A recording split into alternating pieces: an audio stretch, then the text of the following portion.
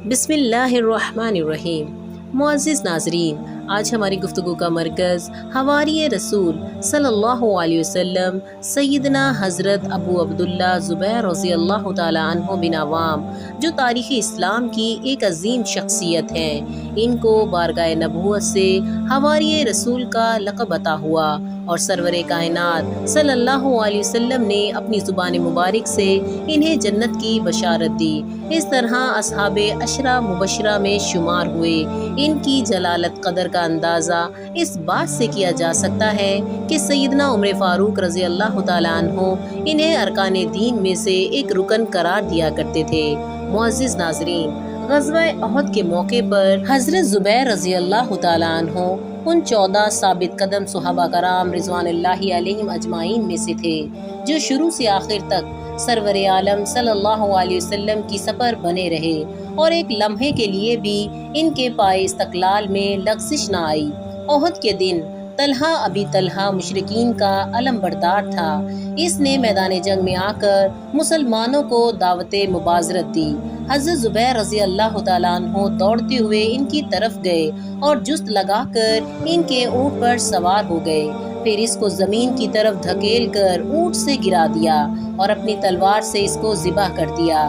رسول اللہ صلی اللہ علیہ وسلم نے حضرت زبیر رضی اللہ تعالیٰ عنہ کی تعریف فرمائی اور فرمایا، ہر نبی کا ایک حواری ہوتا ہے اور میرا حواری زبیر رضی اللہ تعالیٰ عنہ ہے۔ اگر زبیر اس کے مقابلے کے لیے نہ نکلتا تو میں خود اس کے مقابلے پر جاتا۔ معزز ناظرین، حضرت زبیر رضی اللہ تعالیٰ عنہ کی پھوپھی حضرت خدیجہ الکبریٰ رضی اللہ تعالیٰ عنہا اسلام کی خاتون اول تھیں۔ والدہ حضرت صفیہ رضی اللہ تعالیٰ عنہا بھی آغاز عہد نبوت میں مشرف با اسلام ہو گئی، اور انہوں نے با اختلاف روایت 8، 12 یا 16 برس کی عمر میں دعوت حق پر لبیک کہا۔ سابقون الاولون میں وہ ایک ممتاز درجہ رکھتے ہیں۔ جب تک وہ اسلام نہیں لائے تھے اپنے چچا کی شفقتوں کا مرجع تھے، لیکن جو ہی انہوں نے دعوت حق قبول کی، چچا کا رویہ بدل گیا اور اس نے ان پر سخت مظالم ڈھانے شروع کر دیے۔ وہ اپنے بھتیجے کو چٹائی میں لپیٹ دیتے، آگ سلگا کر ان کی دھونی دیتے اور کہتے کہ اپنے آبائی دین کی طرف لوٹ آؤ، لیکن زبیر رضی اللہ تعالیٰ عنہ ہر بار یہی کہتے، ہرگز نہیں، ہرگز نہیں، اب میں کبھی کافر نہیں بنوں گا۔ جب چچا کی اظہار ثانی حد سے بڑھ گئی تو حضرت زبیر رضی اللہ تعالیٰ عنہ نے سرور عالم صلی اللہ علیہ وسلم کے کہنے پر حبشہ کی طرف ہجرت کی۔ کچھ عرصہ وہاں گزار کر مکہ واپس آ گئے اور تجارت کا شغل اختیار کیا۔ کچھ مدت بعد خود رحمت للعالم صلی اللہ علیہ وسلم نے مدینہ کو ہجرت فرمائی۔ اس وقت حضرت زبیر رضی اللہ تعالیٰ عنہ ایک تجارتی قافلے کے ساتھ شام گئے ہوئے تھے۔ جب وہ شام سے مکہ کی طرف واپس آ رہے تھے تو رسول اللہ صلی اللہ علیہ وسلم حضرت ابوبکر صدیق رضی اللہ تعالیٰ عنہ کے ہمراہ مدینہ کی طرف تشریف لے جا رہے تھے۔ حسن اتفاق سے راستے میں حضرت زبیر رضی اللہ تعالیٰ عنہ کی ملاقات آپ صلی اللہ علیہ وسلم سے ہوئی۔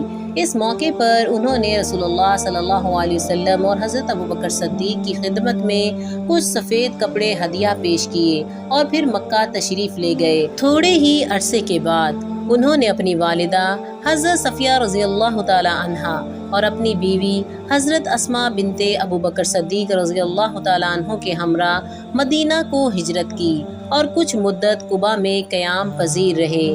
وہیں 1 ہجری میں حضرت اسماء رضی اللہ تعالی عنہ کے بطن سے حضرت ابو عبداللہ بن زبیر رضی اللہ تعالی عنہ پیدا ہوئے۔ ان کی ولادت سے پہلے کئی ماہ تک کسی مہاجر کے ہاں اولاد نہ ہوئی تھی، اس لیے یہود مدینہ نے مشہور کر رکھا تھا کہ ہم نے مسلمانوں پر جادو کر دیا ہے اور ان کا سلسلہ نسل منتقع کر دیا ہے۔ حضرت عبداللہ رضی اللہ تعالیٰ عنہ پیدا ہوئے تو مسلمانوں کو بے حد مسرت ہوئی اور انہوں نے خوشی میں نعرہ تکبیر بلند کیے، جس سے دشت و جبل گونج اٹھے۔ مسلمانوں کو خوشی اس بات کی تھی کہ اس ولادت باسعادت نے یہودیوں کے فریب کا پردہ چاک کر دیا تھا۔ معزز ناظرین، ایک دن مکہ میں وحشت اثر خبر پھیل گئی کہ محمد صلی اللہ علیہ وسلم کو مشرکین نے گرفتار کر لیا ہے، اور کچھ کا کہنا تھا کہ رسول اللہ صلی اللہ علیہ وسلم کو شہید کر دیا گیا ہے۔ بنو ہاشم سخت غیظ و غضب کے عالم میں تھے، ابھی کوئی قدم اٹھانے کے بارے میں سوچ ہی رہے تھے۔ نوعمر زبیر کے کان میں بھی اس خبر کی بھنک پڑ گئی۔ اس 16 سالہ کشیدہ قامت اور قوی نوجوان کو رحمت للعالمین صلی اللہ علیہ وسلم سے والہانہ محبت تھی۔ یہ خبر سنتے ہی تڑپ کر اٹھا، کونٹی سے تلوار اتار کر اس کا نیام زمین پر چٹخ دیا اور شمشیر لے کر مکہ کی گلیوں میں کود گیا۔ اس کا رخ مکہ کے بالائی حصے میں واقع سرور عالم صلی اللہ علیہ وسلم کے کاشانہ اقدس کی جانب تھا۔ اس وقت جوش غضب سے اس کا چہرہ تمتما رہا تھا، وہ نہایت تیزی سے گلیاں طے کر رہا تھا۔ جلدی وہ رسول اللہ صلی اللہ علیہ وسلم کے کاشانہ مبارک پر پہنچ گیا، اور یہ دیکھ کر اس کی مسرت کی انتہا نہ رہی کہ صلی اللہ علیہ وسلم خیر و عافیت کے ساتھ وہاں رونق افروز ہیں۔ صلی اللہ علیہ وسلم شمشیر نوجوان کے ہاتھ میں دیکھ کر مسکرا گئے اور فرمایا، زبیر خیر تو ہے، اس وقت تم شمشیر برہنہ سود کر کیسے آ رہے ہو؟ زبیر نے عرض کیا، یا رسول اللہ صلی اللہ علیہ وسلم، میرے ماں باپ آپ پر قربان ہوں۔ میں نے سنا تھا کہ آپ صلی اللہ علیہ وسلم کو دشمنوں نے گرفتار کر لیا ہے، یا شاید آپ صلی اللہ علیہ وسلم شہید کر دیے گئے ہیں۔ ارشاد ہوا، اچھا تو یہ بات ہے، اگر واقعی ایسا ہو جاتا تو تم کیا کرتے؟ زبیر نے بے ساختہ عرض کیا، یا رسول اللہ صلی اللہ علیہ وسلم، خدا کی قسم میں اہل مکہ سے لڑ مرتا۔ اس کا جواب سن کر رحمت دو عالم صلی اللہ علیہ وسلم کے روئے انور پر بشاشت پھیل گئی۔ آپ صلی اللہ علیہ وسلم نے اس کے جذبہ کی تحسین فرمائی اور اس کے حق میں دعائے خیر کی، بلکہ اس کی تلوار کو بھی دعا دی کہ یہ پہلی تلوار تھی جو راہ حق اور رسول اللہ صلی اللہ علیہ وسلم برحق کی حمایت میں بلند ہوئی۔ سیدنا حضرت ابو عبداللہ بن زبیر رضی اللہ تعالی عنہ تاریخ اسلام کی ایک عظیم شخصیت ہے۔ ہجرت کے بعد غزوات کا سلسلہ شروع ہوا تو حضرت زبیر رضی اللہ تعالی عنہ نے ہر مارکے میں کمال درجے کی استقامت اور بے جگری سے داد شجاعت دی۔ کئی موقعوں پر خود ذات رسالت مآب صلی اللہ علیہ وسلم نے ان کی شجاعت اور جذبے کی برملا تعریف و تحسین فرمائی۔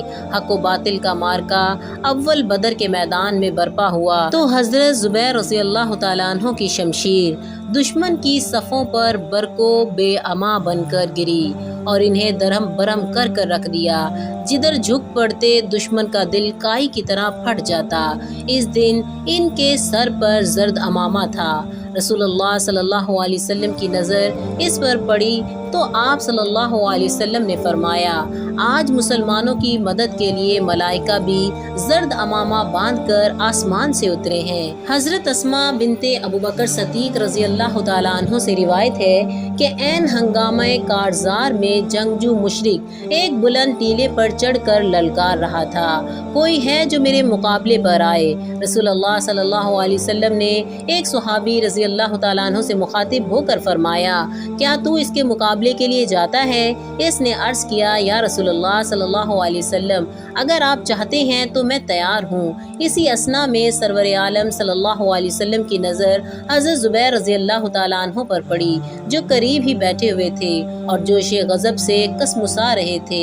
رسول اللہ صلی اللہ علیہ وسلم نے فرمایا، اے ابن صفیہ رضی اللہ تعالیٰ عنہ، کھڑے ہو جاؤ اور اس مشرک کے مقابلے پر جاؤ۔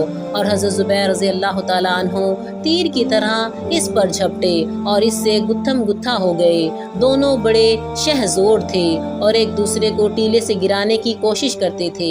رسول اللہ صلی اللہ علیہ وسلم نے فرمایا، ان دونوں میں سے جو پہلے گرے گا وہ مارا جائے گا۔ پھر رسول اللہ صلی اللہ علیہ وسلم نے حضرت زبیر رضی اللہ تعالیٰ عنہ کے حق میں دعا فرمائی۔ چند ہی لمحے بعد دونوں لڑکتے ہوئے نیچے اس طرح گرے کہ مشرک نیچے تھا اور حضرت زبیر رضی اللہ تعالیٰ عنہ اس کے اوپر۔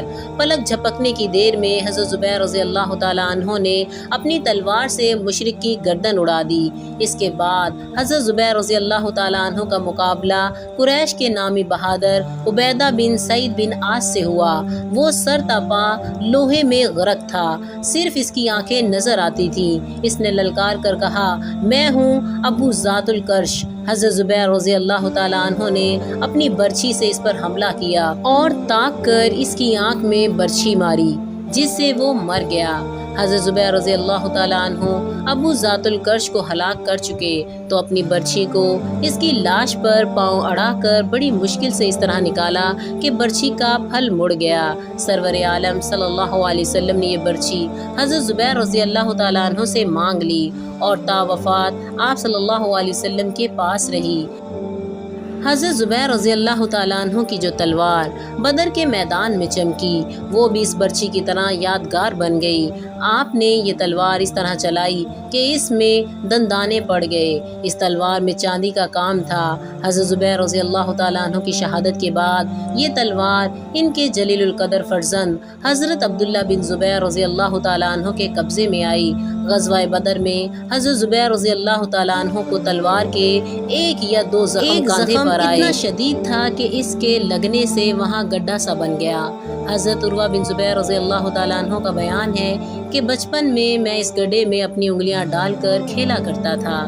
امید کرتی ہوں ناظرین کہ آپ کو میری یہ ویڈیو پسند آئی ہوگی۔ اسے صدقہ جاریہ سمجھتے ہوئے لائک کریں، کمنٹس کریں، شیئر کریں۔ جزاکم اللہ خیر۔ السلام علیکم ورحمۃ اللہ وبرکاتہ۔